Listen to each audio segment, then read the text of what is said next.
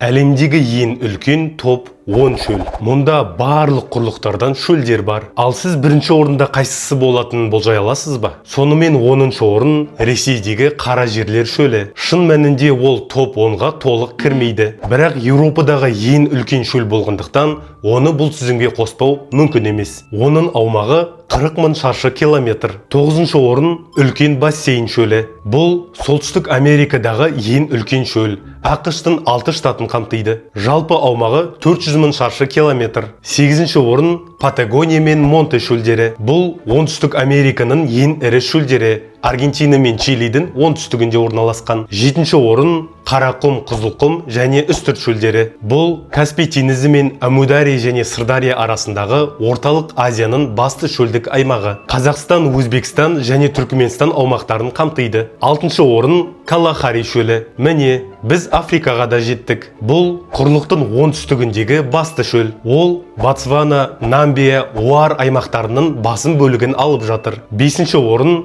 Гоби шөлі. Ауданы 1 миллион шаршы километрден асады. Ал орналасқан жері Монғолия мен Қытайдың батысы. 4-ші орын үлкен Австралиялық шөл. Бұл шөл Австралия аумағының 5-тен 1 бөлігін алып жатыр. Және өз ішінде 10 шақты кіші шөлге бөлінеді. Солардың бірі ерекше атауымен де танымал. 3-ші орын Араб және Сирия шөлдері. Бұл таяу шығыстың басты шөлі. Жалпы аумағы 2,8 миллион шаршы километр. Оның үстінде Сауд Арабиясы, Біріккен Араб Әмірлігі, Ирак, Иордания, Израиль, Оман, Йемен, Катар және тіпті сәл бөлігі Мысырға да тиесілі. 2-ші орын Сахара шөлі. Көпшілігі оны әлемдегі басты шөл деп санайды. Ол Африканың солтүстігін түгел алып жатыр. Марокко мен Мавританиядан бастап Египет пен Суданға дейін. Айтпақшы, мен есімім Нұрмұхан. Әлемнің қызықты деректерін білу үшін маған жазылуды ұмытпаңыз. Ал бірінші орында әр қайсысының аумағы 14 миллион шаршы километрден асатын